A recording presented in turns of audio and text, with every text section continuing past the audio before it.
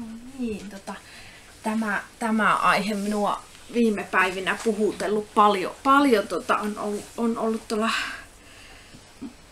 puhetta tämmöistä iankaikkisuusasioista ja sitten muisti, että mulla on tämmönen joskus on pitänyt tämmöisen opetuksen tai hartauden, joka ajattelee, että se kävisi tähänkin aamuun. On tämmöisiä vähän havaintovälineitä täällä mukana. Tämä on tämmöinen kuin tulevaisuus. Millainen se on? Oletko valmis? Millainen on tulevaisuuteni tai tulevaisuutemme? Meillä itse kullakin. Tämä on semmoinen tärkeä aihe näinä päivinä, kun maailman melske ja vilske vaan tuntuu, että se kovenee ja yhä niin kuin jotenkin asiat tuntuu, että välillä että ne menee vaan niin kuin sekasortoisempaan päin ja se Jeesuksen toinen tulemuskin sitten lähenee päivä päivältä. No, tämä aihe sillä tavalla, että millainen on maailmanhistorian kaikkien aikojen mahtavin tapahtuma. Onko se ollut silloin, kun on Columbus löytänyt Amerikan tai tietokoneet keksitty? Vai onko se kuitenkin ollut se, kun Jeesus Kristus kuoli ristillä meidän kaikkien syntisten puolesta ja nousi sitten myöhemmin kuolleista? Kyllä tämä kuitenkin ainakin minun mielestä on maailmanhistorian suurin tapahtuma. No, mikä sitten voisi olla suurin tapahtuma tulevaisuudessa? Kyllä se maailman historian suurin tapahtuma tai tulevaisuuden tapahtuma on se Jeesuksen toinen tuleminen. Hän on luvannut tulla takaisin. Ennen kuin hän palasi taivaaseen silloin, kun hänet naulittiin ristillä, hän kertoi opetuslapsilleen. Täältä Johanneksen evankeliumista voidaan lukea, mitä hän sanoi opetuslapsilleen silloin, kun opetuslapset ajatteli, että miten me pärjätään täällä ilman sinua. Eli Johanneksen evankeliumissa 14 luku ja jae 3. Ja vaikka minä menen valmistamaan teille sijaa, tulen minä takaisin ja otan teidät tyköni, että tekin olisitte siellä, missä minä olen. Eli hän meni meille kaikille Jeesuksen omille, niin meni valmistamaan sijaa sinne taivaaseen etukäteen. Ja tulee kerran meitä noutamaan. Ja Jeesus pitää aina lupauksensa. Emme tiedä kukaan milloin hän tulee ja niitä määräaikoja ja muita ei tiedä. Se voi tapahtua minä päivänä tahansa. Ja kun Jeesus tulee takaisin, niin hän ei tule enää sinne seimeen, sinä seimen lapsena. Hän ei anna enää vihollisten pilkata itteensä eikä sylkeä päälleen, niin kuin sillä ristilläkin tapahtui. Jeesus on voittanut tämän taistelun paholaista ja syntiä vastaan. Ja hän on kaikkien Herra.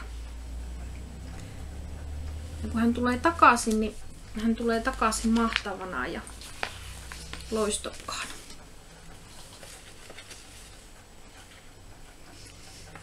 Jonakin päivänä koko maailma saa tietää, että Jeesus on Herra ja Jeesus on kuningas.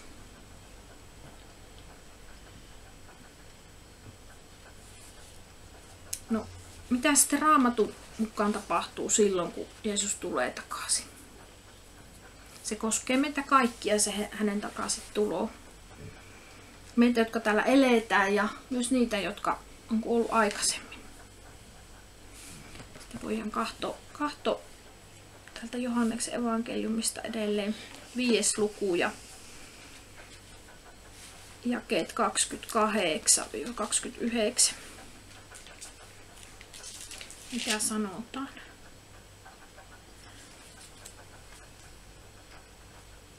Älkää ihmetelkö tätä, sillä hetki tulee, jolloin kaikki, jotka haudoissa ovat, kuulevat hänen äänensä. Ja tulevat esiin ne, jotka ovat hyvää tehneet, elämän ylösnousemuksen, mutta ne, jotka ovat pahaa tehneet, tuomion ylösnousemuksen. Eli tämä viimeinen tuomio on silloin kun Herra tulee. Koska Jeesus kuoli ja nousi kuolleesta, niin hänellä on myös valta herättää kaikki ihmiset takaisin elämään. Eli se on tällä maan päällä se ratkaisun paikka meillä ihan jokaisella. Maan päällä se elämä aikana, jos me pistetään se turva Jeesuksen Kristukseen ja uskotaan häneen, niin saadaan uusi ruumis. Sellainen ylösnousemusruumis, joka Jeesuksellakin oli. Jumala herätti hänet kuolleista. Ja hän muuttaa kaikkien uskovien ruumiit, kun hän palaa. Kaikki hänen uskovat pääsevät silloin taivaaseen.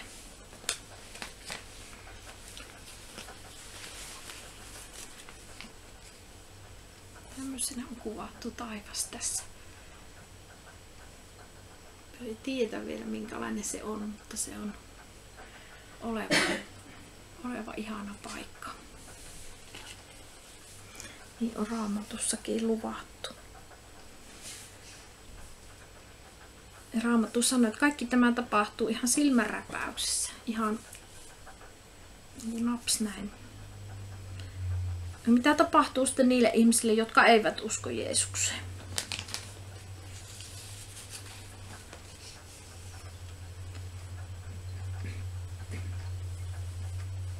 Myös heidän ruumiit nousee haudasta.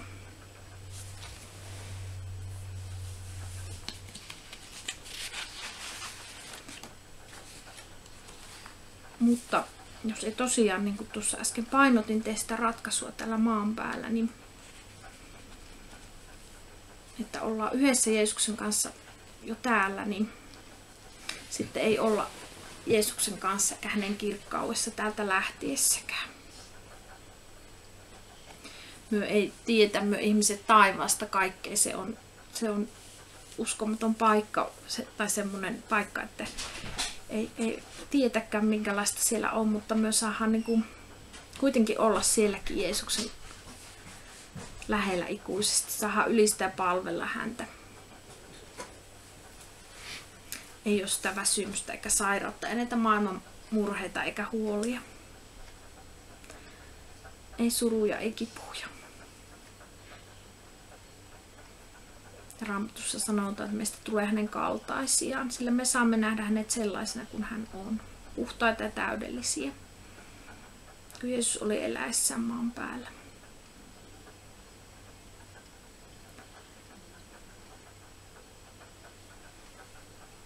Tämä on silleen vakava aihe, mutta tästä ei, ainakin itse olen kokenut, että ei välttämättä niin kauheasti aina ole enää nykyään esillä, niin sitten sen takia ajattelin, että tästä on hyvä niin kuin muistuttaa. No ihmiset, jotka on elänyt elämässä maan päällä ilman Jeesusta, joutuu elämään ilman häntä silloin, kun jättävät tämän maailman, eli kun kuolevat. Tai jos ei ole halunnut, että Jeesus antaa synnin anteeksi ja valitsee se omaan tien mieluummin kuin se Herran tahtoman tie, niin silloin ei voi elää myöskään sillä ikuisuudessa Jumalan kanssa. Jumala on itse puhas ja täydellinen. Taivaassa ei ole, eikä sillä hyväksytä mitään syntiä. Raamatussa puhutaan kadotuksesta tai helvetistä. Se on paikka, jonne ihmiset ilman Jumalaa menevät. Se on semmoinen, jossa kiristellään hampaita ja siellä on monenlaista kauhua ja tuskaa.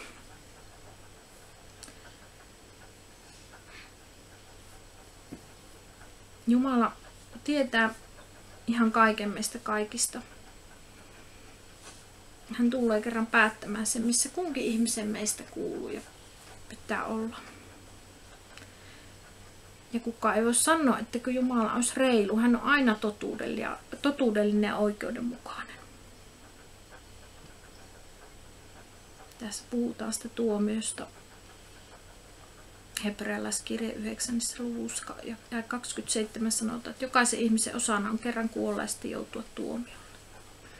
Tämä tarkoittaa sitä, että oman kuoleman tai Jeesuksen paluun jälkeen ei ole enää mahdollista pelastua. Se on tässä ajassa todella se ratkaisutehtävä. Usko Jeesuksen Kristuksen on jokaiselle ihmiselle ainoa tapa pelastua ja olla valmiina Jeesuksen paluuta varten.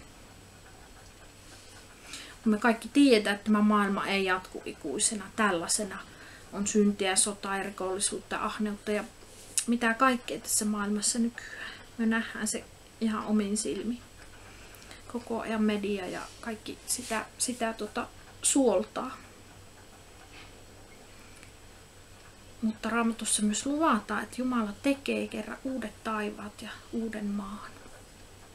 Tämä vanhan maailmankaikkeuden täytyy tavallaan poistua, palaa, että hän voi luoda se uuden semmoisen täydellisen taivaan ja täydellisen maan, missä ei ole sitä huolta ja murhetta ja sotia ja syntiä ja niin poispäin. Siitä sanotaankin täällä toisessa Pietarin kirjeessä 3. luvussa jakeessa 7-13. Mutta nykyiset taivaat ja maa ovat samalla sanalla talletetut tulelle, säästetyt jumalattomaan ihmisten tuomion ja kadotuksen päivään. Mutta tämä yksi älköön olko teiltä rakkaani salassa, että yksi päivä on Herran edessä niin kuin 1000 vuotta ja 1000 vuotta niin kuin yksi päivä. Ei Herra viivytä lupauksensa täyttämistä, niin kuin muutamat pitävät sitä viivyttelemisenä, vaan hän on pitkämielinen teitä kohtaan, sillä hän ei tahdo, että kukaan hukkuu,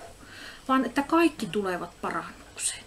Mutta Herran päivä on tuleva niin kuin varaase, silloin taivaat katoavat pauhinalle ja alkuaineet kuumuudesta hajoavat, ja maa ja kaikki mitä siihen on tehty palaavat. Kun siis nämä kaikki näin hajoavat, millaisia tuleekaan teidän olla pyhässä vaelluksessa ja jumalisuudessa? Teidän, jotka odotatte ja joudutatte Jumalan päivän tulemista, jonka voimasta taivaat hehkuen hajoavat ja alkuaineet kuumuudesta sulaavat. Mutta hänen lupauksensa mukaan me odotamme uusia taivaita ja uutta maata, joissa vanhurskaus asuu. Joo, Herra meille luvannut näitä. Kerran vielä sitten. Hänen uskovat sahaa olla siellä uuden taivaan, uuden maan asukkaita. Siellä on kaikki hyvää ja oikeudenmukaista. Ja tuo Jeesuksen opetuslapsi Johannes niin on ilmestyskirjassakin kirjoittanut, että minä näin uuden taivaan ja uuden maan. Ensimmäinen taivas ja ensimmäinen maa olivat kadonneet eikä merta ollut enää. Se on semmoinen täydellinen paikka. No tässä lopussa on sitten, että oletko valmis menemään taivaaseen Jeesuksen luo, kun kuolet tai kun hän tulee takaisin? Mitä Jeesus näkee, kun hän tutkii nykyistä elämääsi? Huomaako hän, ettet ole vielä pyytänyt anteeksi syntejäsi, etkä usko Jeesuksen pelastajanasi? Jos Jeesus tulisi tänään, pääsisitkö hänen mukaansa? Raamattu sanoi, että siksi hän pystyy nyt ja aina pelastamaan ne, jotka hänen välityksellään lähestyvät Jumalaa. Jeesus haluaa antaa syntisi anteeksi, jotta voisit elää Jumalan kanssa maan päällä ja myöhemmin taivaassa. Anna Jeesuksen pelastaa sinut synnistäsi.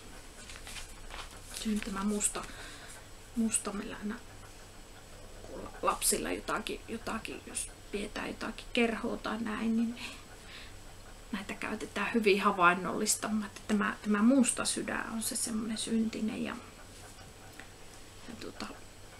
huono ja paha oleva sydän, mikä meillä jokaisella on jo ihan tavallaan ollut siitä, kun oli alkujaan se syntiin lankemus ja näin. Mutta kun Jeesus pelastaa meidät synnistä, uskotaan hänen koko sydämestä. Me pelastutaan myös siltä viimeisen tuomion rangaistukselta, mikä Jumala on asettanut uskottomia maailman rakastavia ihmisiä kohtaan. Me voidaan tässä lopuksi, oli yksi rukousaihe, mutta rukoillaan ensin tämmöinen rukous ja siunataan tämä päivä ja sitten vielä yksi rukousaihe, niin päästään aloittamaan tätä päivää. Tämä on semmoinen rukous, että tämä koskee erityisesti niitä, jotka kokee, että ei ole vielä Jeesuksen omia, mutta me voidaan kaikki tämä silti rukoilla ääneen tai kuunnella, kun minä luen ja yhtyä tähän. Rakas Jeesus, olen tehnyt syntiä. Kiitos, että kuolit puolestani ristillä. Tulen luoksesi ja pyydän, että pelastat minut. Johda elämäni tahtosi mukaisesti. Raamattu lupaa, että Jeesus pelastaa sinut täydellisesti. Sinun elämäsi tulee puhtaaksi hänen silmissään. Ja puhtaaksi niin kuin tämä valkoinen sydän. Hän ohjaa elämääsi ja pääset hänen kanssaan taivaaseen. Hänen käsissään tulevaisuutesi on turvallinen. Kiitos, että saadaan luottaa, Herra, tähän, että sinä pidät meistä huolta. Jos me polvistutaan sinne ristin juurelle, pyydetään meidän syntejä anteeksi, pyydetään sinua meidän sydämeen, meidän elämään, niin sinä lupaat täyttää sen ja tulla meidän elämämme Herraksi. Kiitos siitä, että saadaan pyytää siunausta ja varjelusta tähän päivään ja hyviä ryhmiä, Herra, antoisia ryhmiä, niin kaikki uskaltaisi rohkeasti siinä tuoda esiin niitä asioita, mitä sydämeltä, mitä nousee mieleen, Herra. Kiitos, että tahot kulkea tämän päivän matkamme ihan jokaisen mukana. Ja että anna meille, Herra, semmoinen mieli, että me suostutaan ja taivutaan sinun tahtoon ja halutaan ottaa sinun kädestä kiinni, niin että sä kulet meidän kanssa. Saa luottaa siihen, että sä pidät huolta tämänkin päivän meistä. Olet meidän kanssa ihan joka hetki. Kiitos, Herra, että sä näet myös sen ihmisen, jota on kohdannut tuommoinen äkillinen terveysongelma, tuommoinen sydänkohtaus, Herra, ja joutuu pallolaajennukseen, näin, Herra. Kiitos, sä voit auttaa tuota ihmistä, Herra. Kiitos, että sä näet ja tiedät hänenkin elinpäivät. Ja Herra, jos hän ei ole sinua ottanut vielä vastaan henkilökohtaisen vapahtajan, niin Herra, me pyydetään, että hän tekisi niitä ratkaisuja nopeasti ennen kuin ei voi tietää, milloin meidän elämänpäivät on niin sanotusti luetut. Mutta Herra, me saadaan myös pyytää, että kun hän pääsee leikkaukseen, että jos on sinun tahto, Herra, niin että hän voi pelastua ja parantua, Herra, ja päästä taas niin kuin takaisin sillä tavalla elämään, että on rankkoja asioita, niin päästä kuntoutumaan siitä takaisin, Herra. Kiitos siitä, että sä pidät hänestä ja hänen elämästään huolta. Me saadaan hänet uskoa sinun käsisi tänä päivänä. Sinun nimessäsi. Amen.